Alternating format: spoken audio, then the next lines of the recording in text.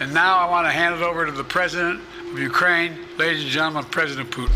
I've taken 3 neurological exams by a neurologist. In each case, as recently as February.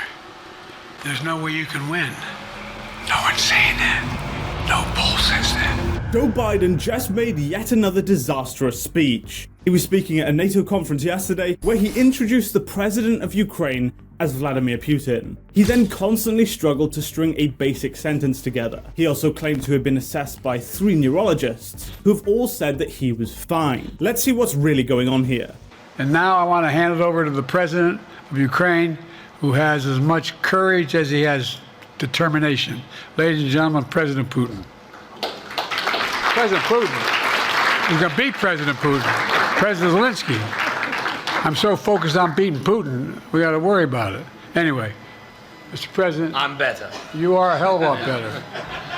When Biden calls him Putin, Zelensky instantly does a pacifying behavior and touches his face. We pacify in an attempt at self-regulation and reducing our stress. Floyd K. and Mormon in 1998 conducted a study which found that self-touch, such as rubbing one's hands and touching their face like he does here, is a common way we self-soothe and manage our emotional arousal. It's clear Zelensky sees this as extremely awkward and pacifies because of it. And this isn't the first time that Biden has referred to Zelensky as the wrong leader. Allies all agreed to lift the requirements for membership action plan for Ukraine and to create a path to NATO membership, while Ukraine continues to make progress on necessary reforms. But we're not waiting for that process to be finished to make the long-term commitments that we're making to Ukraine's security. Vladimir and I shouldn't be so familiar. Mr. Zelensky and I talked about the kind of guarantees we could make in the meantime. This was recorded at a meeting last year and clearly shows Biden referring to him as Vladimir Putin, not Vladimir, which is his actual first name. He then tries to play it off as if he was speaking informally about the leader. But this is simply a cover. One of the main signs of dementia is short-term memory loss, such as forgetting you've shaken someone's hand.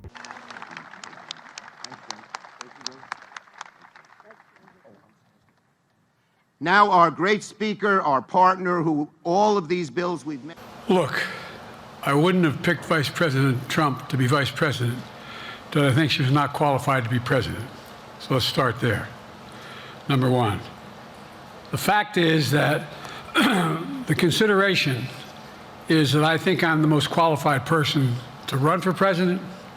I beat him once, and I will beat him again. I'm ready to deal with him now and 3 years from now. Look,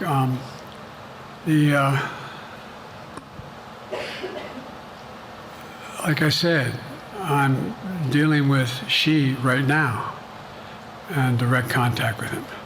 I have no good reason to talk to Putin right now.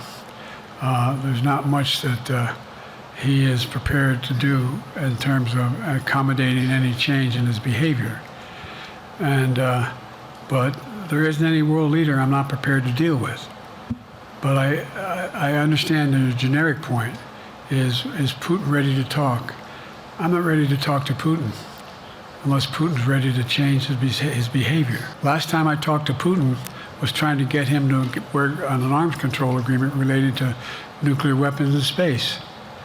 That didn't go very far. He then calls Harris Trump. I mean, how do you even confuse these two people? When he's speaking, he's blatantly struggling to string a sentence together, and this is obvious to anyone watching. However, the specific reason we can all tell is that he's doing what's called rapid blinking and prolonged blinking. This is a form of a distancing behavior which the brain makes us do as a method of reducing our physiological arousal. Research conducted by Orchard and Stern in 1991 found that prolonged blinking is a response to a mental overload where the body momentarily disengages to cope with the increased mental demand. This is exactly what he's doing here. He's experiencing a significant cognitive load, and he does this constantly when he speaks, showing that even the simplest of sentences takes a considerable amount of brain power. We can tell that he's had a significant cognitive decline simply based on how frequently he struggles to speak. I've taken 3 significant and intense neurological exams by a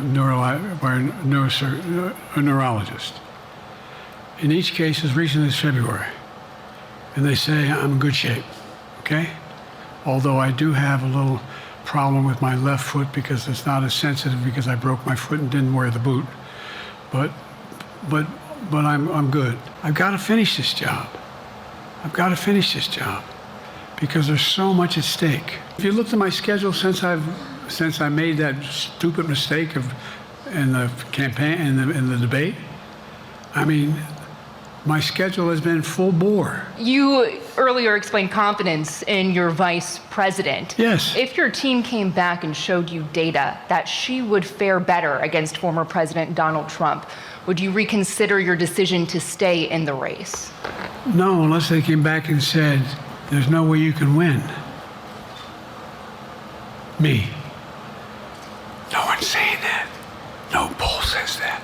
He again does extreme prolonged blinking here, showing signs of incredible amounts of cognitive load, which is extremely ironic as he's talking about how he's mentally fine. Brendan Weeks and Claire Humphreys at the Journal of Alzheimer's Research and Therapy published a study in 2013 which found that dementia patients typically experience significant cognitive load when speaking due to lexical retrieval difficulties, which is when the patients struggle to find the correct words to say, which increases cognitive effort. They also have working memory deficits, which is when they struggle to keep track of the conversation and the context, making maintaining coherence challenging. This can result in a mess up of names, stammering, and significant pauses in speech. We see Biden check every single one of these boxes here. It's why he calls Zelensky Putin. His memory deficit caused him to forget the context in which he was talking and causes him to introduce the wrong person.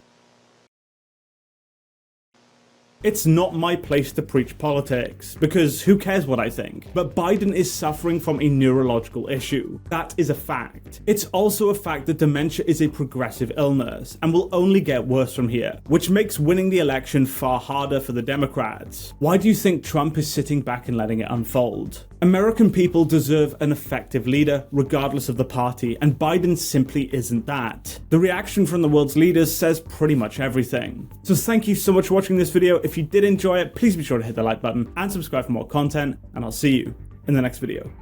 Goodbye.